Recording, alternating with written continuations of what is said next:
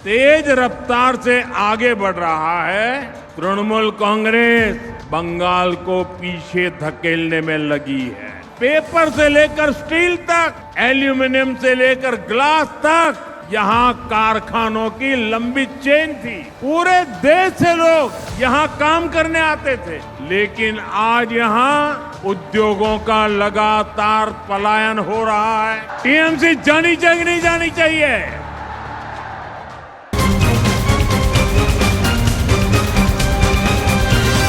साथियों,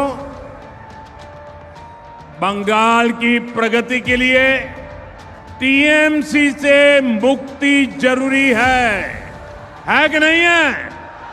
है कि नहीं है? टीएमसी जानी चाहिए, नहीं जानी चाहिए? क्योंकि आज जब देश तेज रफ्तार से आगे बढ़ रहा है, तृणमूल कांग्रेस बंगाल को पीछे धकेलने में लगी है। यहाँ के संसाधन, यहाँ की संभावनाएं और नौजवानों के अवसर, सब पर टीएमसी के गुंडों का कब्जा है। बंगाल की जो संपत्ति विकास के काम आनी चाहिए, उसकी खुली लूट हो रही है। हमारे आसनसोल के लोगों से बेहतर भला ये कौन जान सकेगा? आप देखिए, आसनसोल कोल बेल्ट का इतना बड़ा इलाका है, लेकिन टीएमसी राज में इस पूरे कारोबार पर सिंडिकेट का कब्जा है। कोयले की कालाबाजारी, कोयला माफिया, बालू माफिया, भूमाफिया, ये सब इस पूरे इलाके पर बोझ बन गए हैं। बंगाली मानुष इससे परेशान है। साथियों, आसनसोल और दुर्गापुर का ये पूरा इलाका, जो कभी बंगाली नहीं, पूरे देश के औद्योगिक विकास का बड़ा केंद्र था।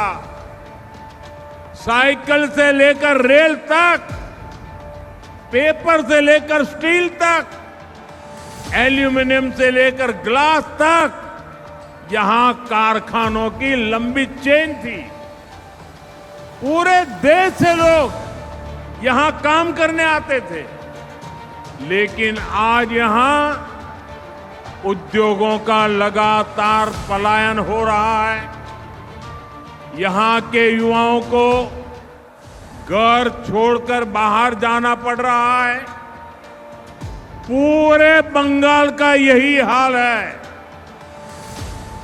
पूरा बंगाल इसी संकट से घिरा है। साथियों, मैं आपको कुछ आंकड़े भी बताना चाहता हूं। हमारा भारत एक विशाल परिवार है, बहुत बड़ा परिवार है। 140 करोड़ देशवासियों का परिवार है, जिसमें अलग अलग राज्य उस परिवार के महत्वपूर्ण हिस्सा है। ये राज्य जितना कमाते हैं, उतना ही परिवार की, विशाल परिवार की आय बढ़ती है।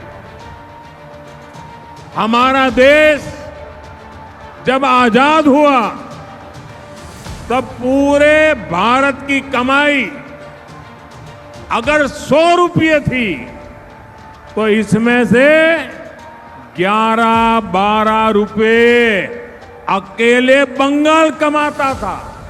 100 में से 12 रुपया। लेकिन यहां कांग्रेस और वामपंथी शासन ने सब कुछ तबाह कर दिया, बर्बाद कर दिया। और इतना कम था तो 2011 में जब आपने टीएमसी को मौका दिया, तब देश की कमाई में बंगाल का हिस्सा घटकर 6 रुपये रह गया था।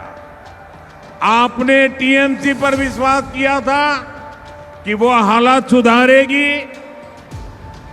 मां माटी मानुष के लिए कुछ करेगी, लेकिन टीएमसी ने तो बंगाल के साथ निर्ममता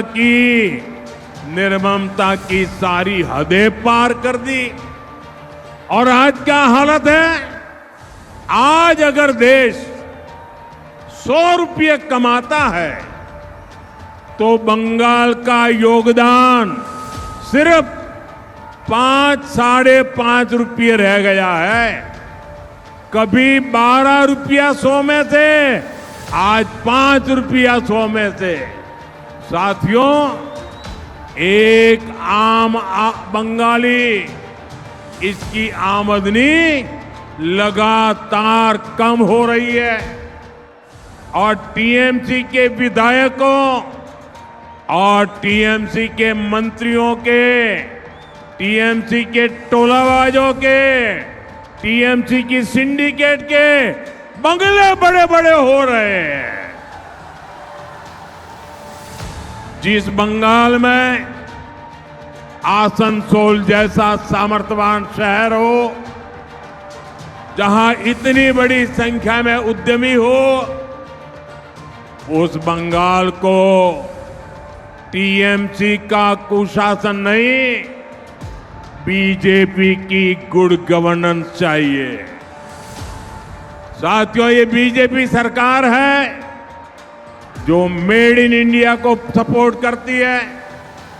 ये बीजेपी सरकार है जो देश में मैन्युफैक्चरिंग बढ़ाने के लिए नीतियां बनाती है। ये बीजेपी सरकार है जिसने उद्योगों की अड़चनें,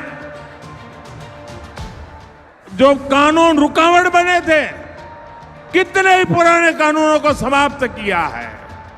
इसलिए साथियों, ये चुनाव सिर्फ सरकार बदलने का चुनाव नहीं है, ये आसनसोल को फिर से उसकी पुरानी औद्योगिक शक्ति लौटाने का चुनाव है।